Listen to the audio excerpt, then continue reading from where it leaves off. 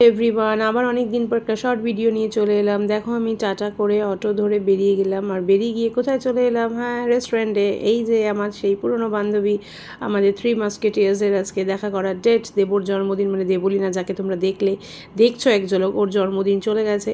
তো আমাদের gift দেওয়াটাও pending ছিল, খাওয়া দাওয়াটাও পেন্ডিং ছিল। তো এই যে শতও চলে আসলো, দিয়ে আমরা গিফট দিয়ে দিলাম। ওর ভীষণ পছন্দ হয়েছে আমাদের দেওয়া গিফট। ও একটা পার্স নিয়েছে। আর এখানে তো যা হয়, এতদিন পর দেখা, গল্প আড্ডা গুজব মারামারি হাসাহাসি সব চলছিল। চলতে চলতে এবার খাবারেরও অর্ডার দিয়ে দিয়েছি। এবার কী খাওয়ার অর্ডার দিয়েছিলাম এই মুহূর্তে দাঁড়িয়ে সেগুলো ভুলে গেছি। তো তোমরা দেখে যদি কেউ বুঝতে পারো বুঝে নাও, আর না হলে তো আমি এখন মনে করো কিছুতেই বলতে পারবো না।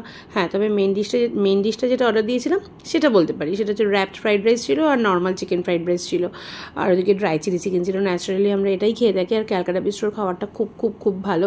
আমরা যে ক্যালকাটা বিস্ট্রোতে এসেছি সেটা প্রথম দিনে দেখিয়ে দিয়েছি। আর আমাদের গল্প আড্ডা কিন্তু চলছে, মাঝে মাঝে একটু পোস্ট দিয়ে আমরা আবার ভিডিও করে নিচ্ছিলাম। ওইদিকে দেবও একটু পোস্ট দিচ্ছিল, আবার হাসছে, ভীষণ হাসছে। মানে কী নিয়ে টপিক নিয়ে কথা বলছিলাম এখন এই মুহূর্তে ভয়েস দিতে গিয়ে আমার মনে পড়ছে না। তো মাঝে মাঝে আমি ক্যামেরাটা অন করছিলাম, আর ওরা আমার সাথে সাথে পোজ দিচ্ছিল। ওরা তাই বলছিল যে পোজ দেওয়াটাও শিখে যাচ্ছে আর কি আমার সাথে সাথে। আর এদিকে বেরোনোর টাইম হয়ে গেল, বেরিয়ে গেলাম। আমি একা অটোতে উঠে পড়লাম, ওদেরকে টাটা করে দিয়ে চলেও এলাম। এখন বাড়ি সময়। Tata, bye bye, good night. আবার পরের ভিডিওতে আসছি।